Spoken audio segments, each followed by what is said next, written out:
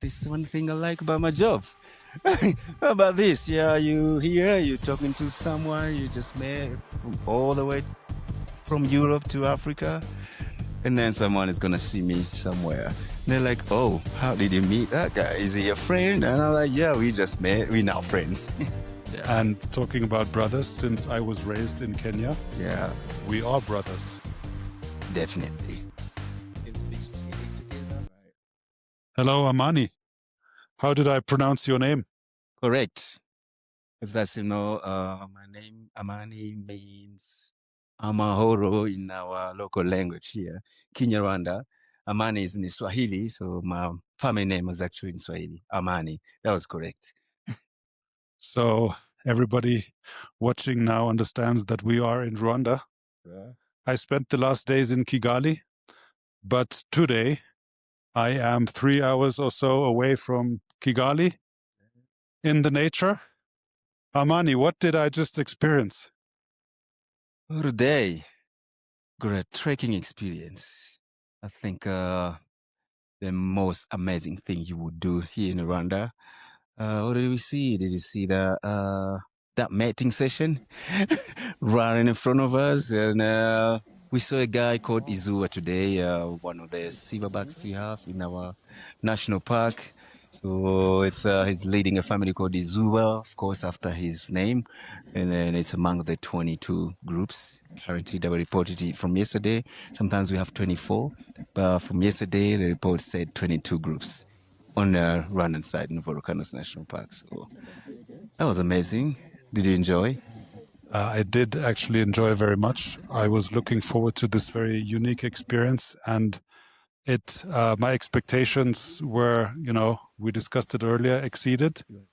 As you know, my plan was to try and get a deep connection with the gorillas and look them into the eyes, something that you told me I could do, Sure. and I did. I didn't get the deep, uh, uh, deep, how do you say, looking back, and you explained to me why. The long exchange. They were busy today. We remember we got there when every gorilla was busy looking for its own food. They eat plants. So every member of the family, I'm talking about the adult members, not the babies were with the mom, held by the mom, but all the members were busy looking for food. So they were focusing more on what they were doing in collecting food and making their meal. And then just turning and look your way was like, oh, he's coming. And then Uli is there. He's a friend, like maybe he looks like the one we saw yesterday. Then they were like, oh, he's a normal tourist. He's not doing any much to disturb us. Then that's why they were focusing on their food. Otherwise, mostly they would focus on you if you're doing something that is not like it's not like a normal thing. You like behaving in not a normal way. You like doing something that looks strange. In that case, I think they would focus on you, and then you have more time to exchange your contact. Yeah. But yeah, that means you behave well, like we told you, to make sure they stay happy. So maybe next time when you come back, they can remember you. They're like trying to analyze your face and see if they can bring it back in their memory. Yeah. This actually makes me have goosebumps because I trust this is a possibility that they recognize people. Sure, they do. If you keep coming back, you're the same person they see. Like, we found a team there, the truckers. They get to spend more time with them, and they were leading the way using a machete. When they cut that, it's also something that is upsetting to the gorillas because sometimes you're cutting what they were supposed to eat next. Yeah. So in that case, they're busy looking at who is doing that. Yeah. Then in the end, they know you and they know your face. Anytime you're coming, they know who is there. Yeah. So they would quickly get recognized faces that spend more time with them. Yeah. So that was short, 1 hour, but it's supposed to say like that to make them happy. But otherwise, for like we have researchers around who would spend more time, like 4 hours, and they keep studying same family of gorillas. And in the end, these gorillas we get to know, to be familiar with those people. Yeah. Yeah. So we can continue walking a little bit, otherwise we lose contact with the group. So what I actually liked hearing from you is that I feel that our intrusion into the gorilla family is balanced out. I don't like tourism for the sake of tourism at the expense of nature so much, or not at all, actually. And I feel like here you are finding a good balance with enabling up to 120 people in high season, going to the gorillas and leaving the gorillas their peace. Well, yeah, that's yeah, there are regulations that are making sure like there's balance. So you can spend the whole day with that group of people. Every family we have a maximum number of 8. That is also restricted like that. You cannot take more than 8 people around the gorillas. So there are 80 tourists that get to spend 1 hour. And after that, this is just 1 hour in a day. And after that, they're free. They do what they want. Nobody's around them. In that case, they are living their life alone in the world. So if you have like, if you go and spend 4 hours, you saw, I told you how thick the place was, and they were, for them, they penetrate in, they just go through. Yeah. And then for us to follow, we have to cut. You have to cut with a machete to follow through. Yeah. If you are doing that for more than an hour, I think it will be too much. Yeah. So that's, it's regulated like that. And so the regulations that are in place are helping to keep the balance. Yeah. So, Amani, tell me about yourself. Who are you? How old are you? Where do you live? Why are you a guide here? What did you do before? And what will you do in your future? So many questions I have. What do you feel like answering? I'm going to try to answer them all if okay, I will be able to remember the starting. So Amani being my name as one of the guides of the Volcanoes National Park. I've been enjoying this wonderful job for the last 15 years. So it's a cool job that connects me to the world. So I get to meet people from around the world. Sometimes when I'm talking to my neighbors about other countries, about other cultures and people, they think I've traveled that much, but it's just through the conversation with the tourists I get to meet around here, coming to enjoy this experience of today.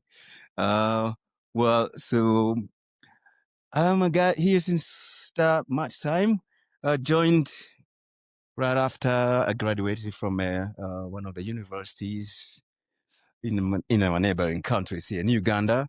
I pursued tourism management, and when I graduated, the tourism industry here in Rwanda was starting to grow.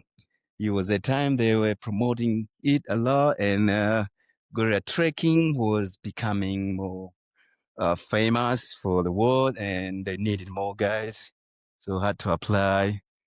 And lucky enough, I was picked after all the sessions of tests. And then when I passed, I started my first 2 years as a trucker. As I mentioned earlier, that we have different groups of gorillas in different places, different mountains. Yeah, it's a very large area, 160 square kilometers that we cover. When they tell you you're going to take these people uh, at this particular destination, you need to have an idea of where to go. So you spend the first 2 years to get for me to get used to the places where you'll be going. So I was working as a trucker for my first 2 years. And then after 2 years, I started to get ready to lead groups of tourists. And here I am. So am I still remembering all the questions? And I think it's totally fine because what you didn't know. Maybe where I live. And, yeah, of course, I moved to this area of Rwanda. I was living somewhere else until I was recruited. That's when I moved to this part of Rwanda. It's now like home, but this is not where I was born. I was born in different region, then moved here to work. After all these last 15 years, this is like home, I think. Yeah. So I live nearby in a place called Musanze town, which is a close by town. Wonderful. And you are exposed to the nature, to the animals, and to the sunshine every day. And before, you actually said that you are now leading groups, and without you knowing, you built the perfect bridge for me, because I have a podcast, and it is about leadership. Oh, I see. So it is about businesses and entrepreneurship and leadership, and I would like to know from you, what makes a good guerrilla trekking guide leader here at this place? Oh, that's a tough one. We have to a quick think. Maybe I think you need to first know your people that we say in audience. Do we call you? So far as we call you, your visitors. You need to know your visitors as a guide, and after you know them, then you know how to spend all day with them and how to make sure you manage their experience and make sure the experience come out good. So otherwise you need to, taking time, talk to them, know their expectations, and then after that, then you will know what to do. Yeah, I think that's for us as a guides here. That's number one thing. Before you don't know them, and then you're just trying to feed them with whatever you think will please them, it won't work like that. Are you saying that you need to know them because you want to please them and make their experience a great one? Or is it because you actually need to control the group in front of the gorillas and make sure that everybody, including the gorillas, is safe? Well, so that's one thing. Yeah, that would be one of the point. But I don't know if you can point out the camera down here. You can see some proof. This is something you. I get it. You need the microphone. I need a micro. Yeah, I think from all those mud you can see on my shoes. This is something physical. It's not just like where you have a destination that you drive with a car and then you get there and you watch and you come. So this is something you need to earn physically. So I think there's this part, these animals that move. These are animals that are not tagged with any GPS devices. So number one, you need to make sure you would get your whole team to the destination. And that's when you need to know. For example, there's it's elevation here, there's altitude difference.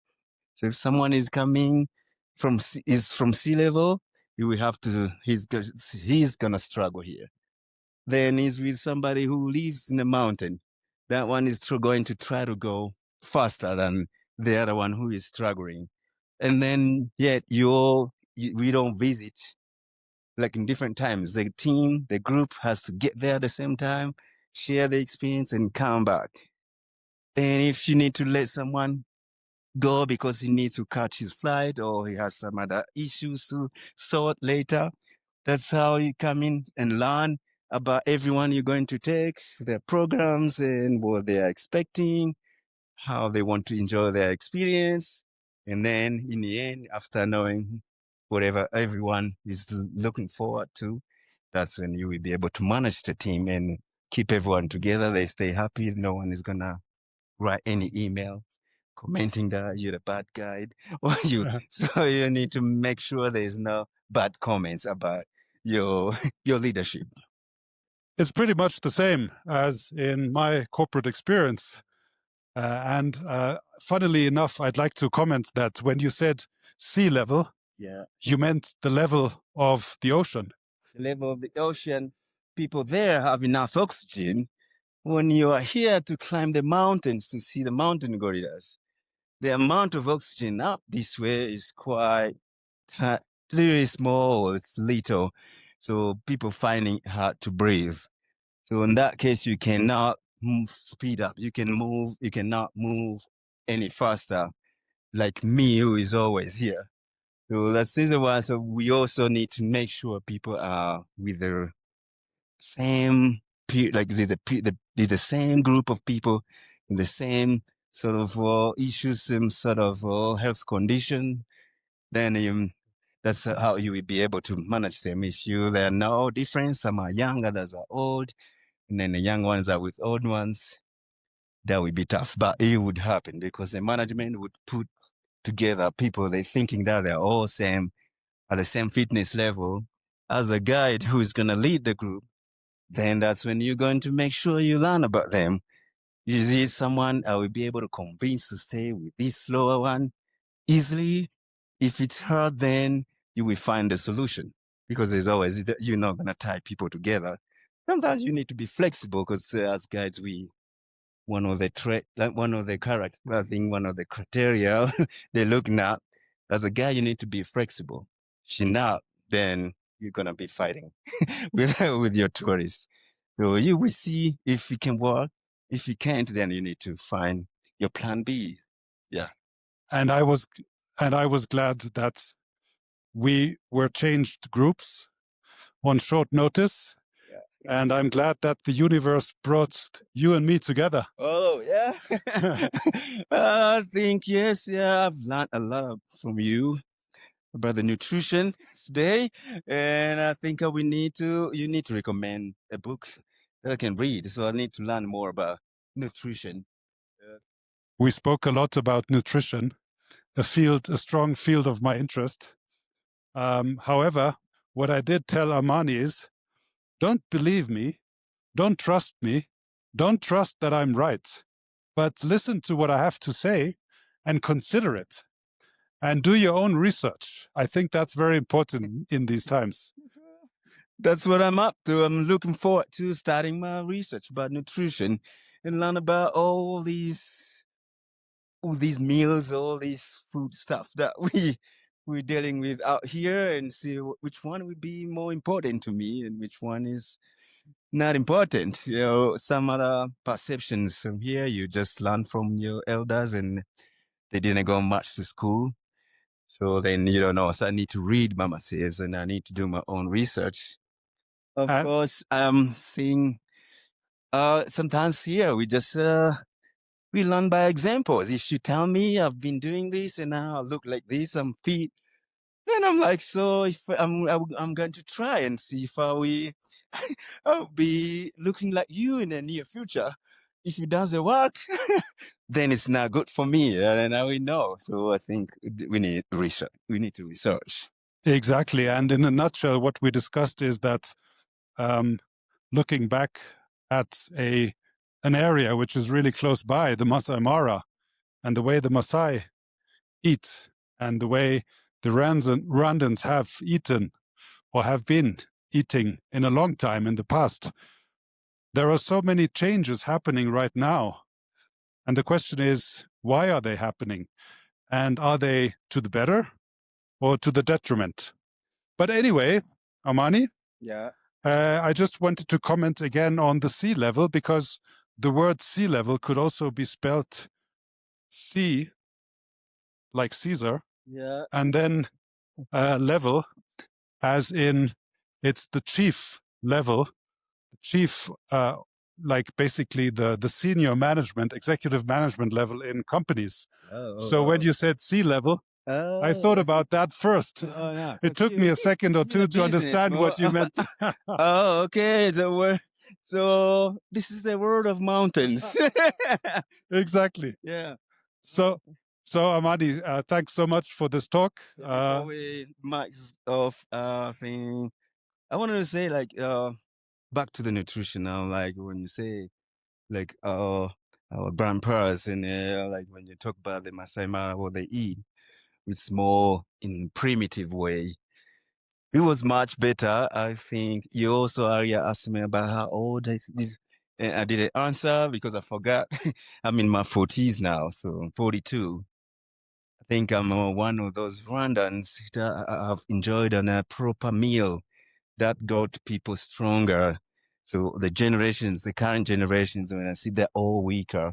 I used to play football. I'm always going back to play now. when I play with the younger boys, sometimes I'm stronger than them. Then I'm like, they're supposed to be stronger because of the meals, the food they're eating is so different. So I had part of the better food. I would say it's better because all the people in the past were stronger than today. And then I also have enjoyed this unhealthy meal current of these days. So I think I understand when it comes to nutrition. I can compare and see how people used to be strong, and now we are weaker than them. So I would say that I have to consider and have to do research and make sure I know what to eat, the right thing to feed myself. Yeah. Wonderful. Actually, this morning when we passed this part of our journey, there were many kids playing football. And I took a short film. Maybe I can just play it into this film. I remember they were fit and quick. I will check the film, the video, and see if that's true. Those kids are in these villages, up country, so they still feed themselves pretty much like in the old days because their parents have families in low class. They don't go much after a lot of proteins, I would say, or they're now affording meals with cooking oil.